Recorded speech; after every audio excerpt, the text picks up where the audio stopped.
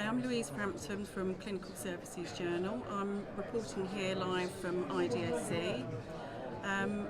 We're looking to gain thought leadership on the decontamination sector today. So I would like to welcome Zoe Fayers-Rust.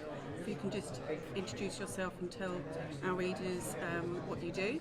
Hi, I'm Zoe. I'm the Compliance Division Manager at IMED. So I get involved in lots of different things that we do, but quite a lot to do with operator training, how to use the equipment, how to get best practice in their departments. Excellent. So, Zoe, apprenticeships and training being really high on the agenda at IDSc today, particularly on the conference programme.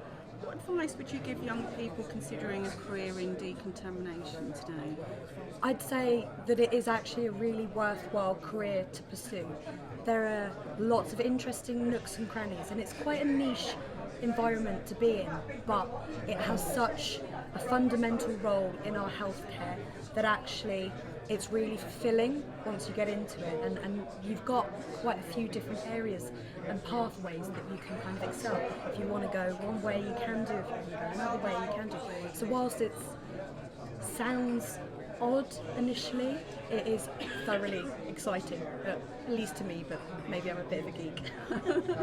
Excellent. So what attracted you to the sector initially, and what do you think is rewarding about a career in this field? So I did natural sciences, specialising in biochemistry at university. I always wanted to go into science as a career, but I didn't really know where, and I kind of stumbled upon it. So I worked for a contract sterilisation organisation for ethylene oxide sterilising, and I then just kept going deeper and deeper into the kind of science behind decontamination and how we can make things better, the microbiology of things. It's just, it's really interesting. And then getting now to work with operators, using the equipment, working in the departments. It's nice to be able to offer them help and see kind of results in what you're doing day to day. Like, they're really appreciative of the support that they can get from us, being on site with them, coming back to visit them once in a while. And again, because it's so fundamental to healthcare, without decontamination our hospitals just wouldn't work. Without decon units, literally it falls over. So it's fulfilling and it's interesting. Do you think we need to sort of raise awareness of this as a career? I mean, it's not necessarily on people's radar, is it? I'd say, kind of unfortunately, even within hospitals themselves, it might be that senior management there don't even fully understand the decon process that's behind the scenes, despite it being so fundamental. So absolutely, but it kind of needs to start from there.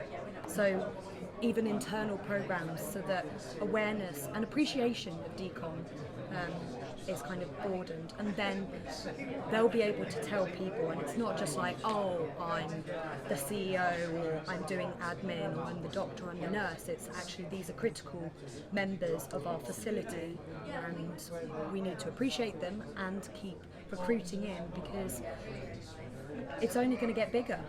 We're doing more and more procedures, and we need to keep cleaning things. Excellent. So looking forward to 2023, what will be the main challenges, do you think, facing the decontamination sector?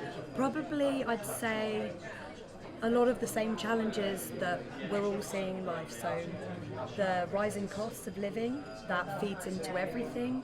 Then obviously the environment, climate change is actually a huge problem. So working towards sustainability, but also fighting costs. It's kind of counterintuitive, but we've got to live with it. So you mentioned sustainability as a key issue. So what should SSDs do to contribute towards the net zero target, do you think?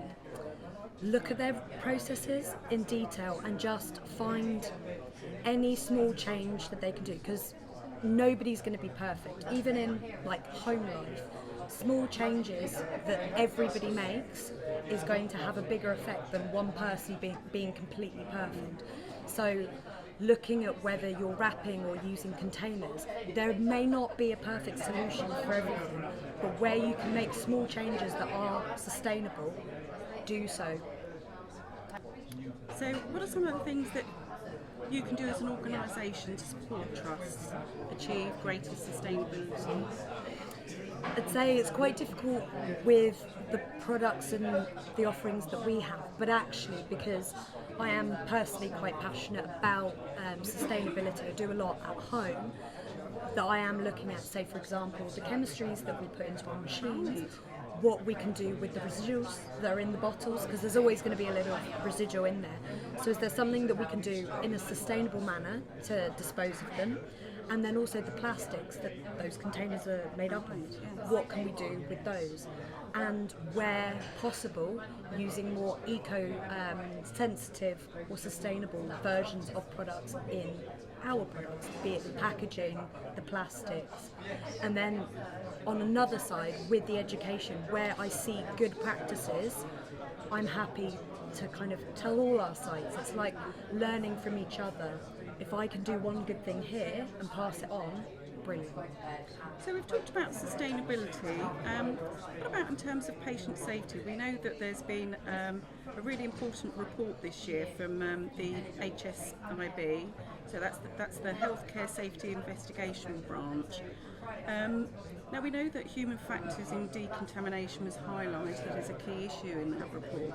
So what do you think needs to happen to improve safety in decontamination? And how can your organisation help in terms of training, support and advice, and also possibly technology as well?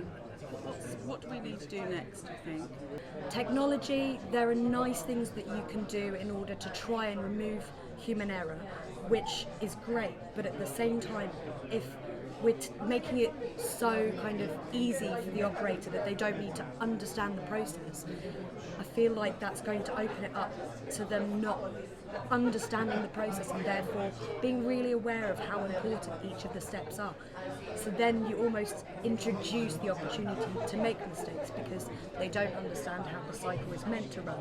They don't understand how changing chemistry could have a massive effect on things. So education, training is super important so people understand the importance of what they're doing. Absolutely. So one last question, what are you highlighting at IDSc today? Everything. So we offer a whole range of equipment because we're distributors of the Steelco range. So we've got endoscope washer disinfectors, dryers, we've got a storage packing system, we've got consumables, buttons with valves, we're launching some tray liners, so all sorts of stuff.